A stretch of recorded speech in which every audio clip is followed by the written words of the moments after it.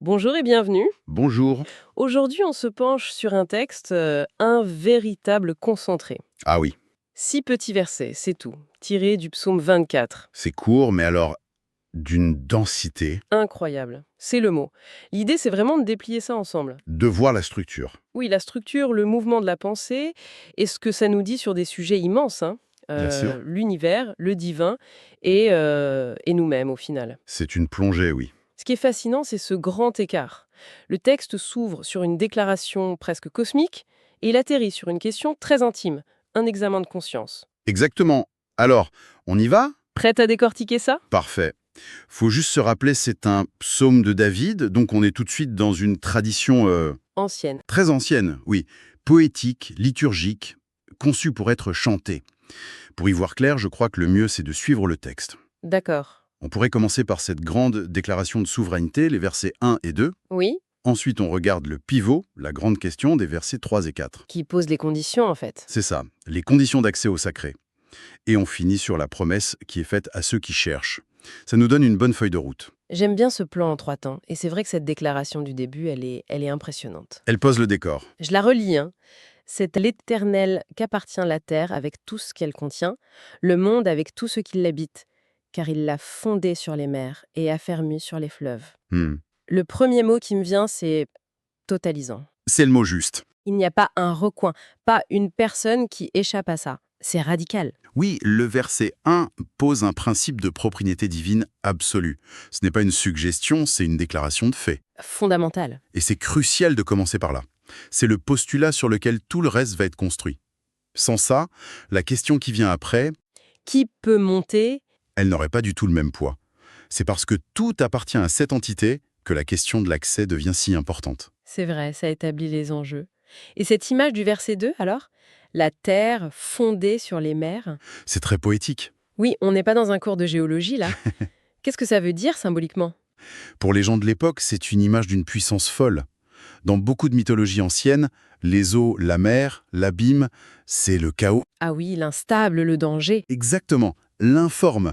Donc dire que le monde habitable est fondé, affermi sur ce chaos, c'est décrire un acte créateur de maîtrise totale.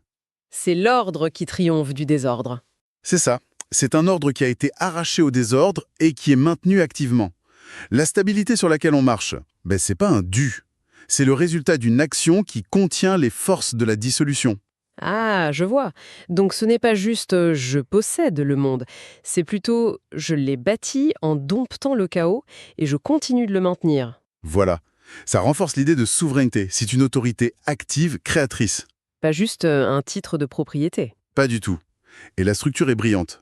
On part de l'échelle la plus vaste, le macrocosme, l'univers, On établit une scène immense. presque écrasante.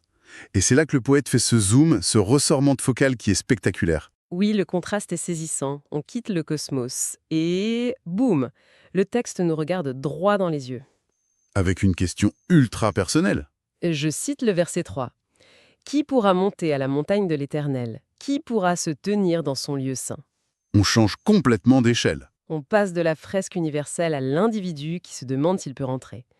La question n'est plus à qui appartient la maison, mais Est-ce que j'ai le droit de frapper à la porte? c'est ça.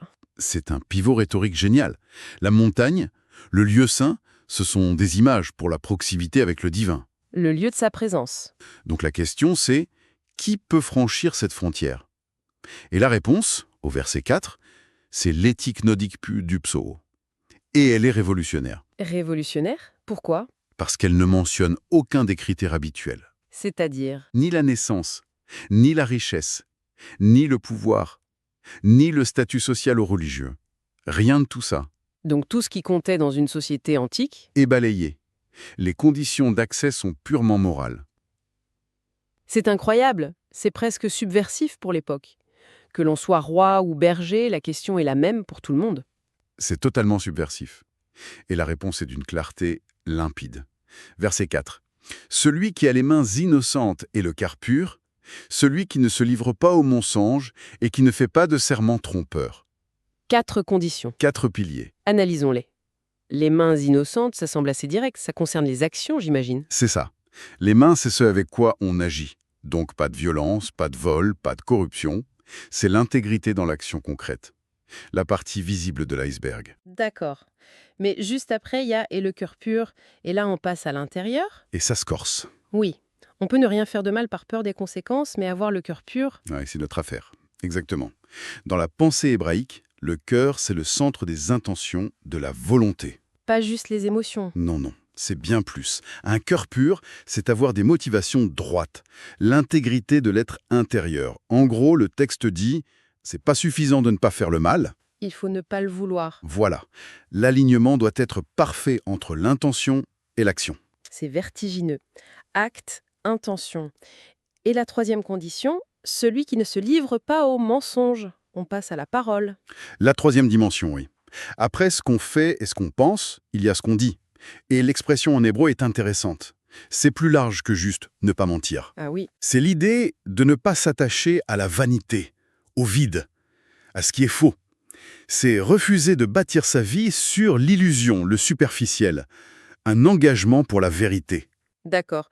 Mais alors, la quatrième, qui ne fait pas de serment trompeur, ça m'a l'air un peu redondant. C'est une excellente question. C'est pas la même idée, en fait. On pourrait le croire, mais la nuance est cruciale. Le mensonge ordinaire, ça altère la description du réel. Le serment trompeur, c'est beaucoup plus grave. Pourquoi? Le serment, c'est la parole qui engage l'avenir, qui crée la confiance, qui fonde le contrat social. Faire un faux serment, c'est pervertir le fondement même des relations. C'est détruire la confiance. C'est ça. La troisième condition, c'est l'intégrité sur le présent. Et la quatrième, c'est l'intégrité sur les promesses, sur le futur, la fiabilité.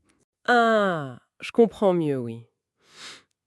C'est très clair, hein. La parole qui engage. Quand on met les quatre bout à bout, c'est fou. Ça couvre tout. Les mains pour les actes, le cœur pour les intentions, la parole pour la vérité et les serments pour la fiabilité. Il n'y a aucun angle mort, quoi. C'est une vision de l'intégrité à 360 degrés. C'est exactement ça. Ce n'est pas une liste de règles. C'est le portrait d'une personne unifiée, cohérente, où l'intérieur et l'extérieur sont alignés. Et c'est cette cohérence qui permet de monter la montagne. C'est l'idée. Franchement, quand on lit la liste, la première réaction, c'est de se dire « Eh mais qui peut cocher toutes ces cases ?» Ça semble un idéal. Inatteignable. Oui. Est-ce que le texte nous dit ce qui arrive si, par miracle, quelqu'un y parvient? Il obtiendra la bénédiction de l'Éternel, la justice du Dieu de son salut. De récompense? C'est ça. Bénédiction et justice. La bénédiction, on a une idée de ce que c'est, même si le mot est un peu usé aujourd'hui. C'est plus que de la chance, j'imagine. Beaucoup plus. Ici, il ne faut surtout pas la réduire à un bienfait matériel. La bénédiction, c'est l'approbation divine. La faveur. C'est une relation juste, harmonieuse avec la source de tout. C'est la conséquence naturelle de l'alignement dont on a parlé. D'accord. Et la justice, ça m'intrigue. Si la personne est déjà juste, mains innocentes, etc., pourquoi elle a besoin d'obtenir la justice? C'est un point très fin. La justice ici, c'est pas un objet qu'on reçoit. C'est plutôt une justification, une validation. Une reconnaissance. Exactement. C'est le moment où le Dieu de son salut regarde cette personne et dit « Oui, tu es juste. Ton état est reconnu comme droit. » C'est une confirmation. Ah d'accord, c'est subtil. La bénédiction, c'est la faveur, et la justice, c'est la validation. En quelque sorte. Et tout ça nous amène au dernier verset, le 6, qui semble ouvrir à nouveau la perspective.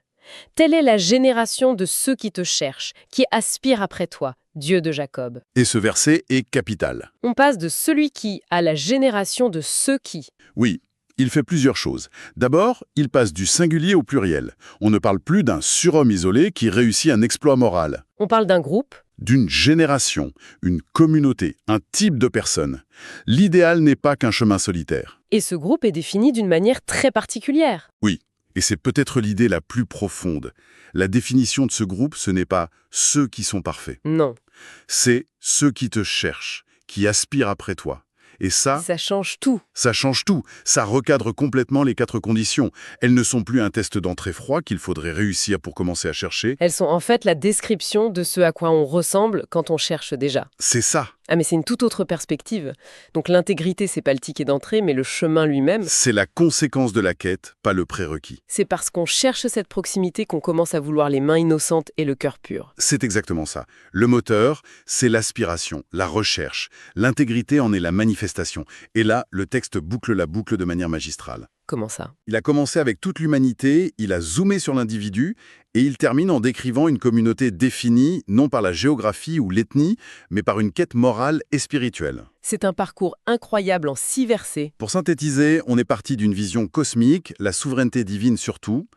De cette échelle immense, le texte nous ramène à nous-mêmes avec cette question éthique personnelle. Qui est apte à la rencontre d'Hachem? Exactement. La réponse dresse le portrait d'une intégrité totale. Actes, pensées, paroles, engagement. Et au moment où ça pourrait sembler écrasant, le texte s'élargit. Pour nous dire qu'il s'agit d'une génération de chercheurs. C'est ça. Donc la structure même du psaume est un enseignement. La contemplation du grand univers, le macrocosme, doit nous conduire à une introspection sur notre propre univers intérieur, le microcosme. C'est une synthèse parfaite. Ce qui me frappe, c'est ce lien indissociable entre l'éthique personnelle, la propreté de nos mains, de notre cœur, et l'accès à une dimension plus grande. L'un ne va pas sans l'autre. C'est au cœur du message. Et ça nous laisse avec une question pour la route. Ce psaume propose un idéal d'intégrité comme la voie royale vers le divin. On pourrait se demander, dans nos vies d'aujourd'hui, quelles sont les montagnes qu'on cherche à gravir. Ça peut être la réussite, la sagesse, la paix intérieure, ou juste gagner la confiance des gens qu'on aime. Et face à ces montagnes, quelles sont les mains innocentes et le cœur pur qu'on considère comme essentiels pour y arriver, ou qu'on a peut-être un peu oublié en chemin?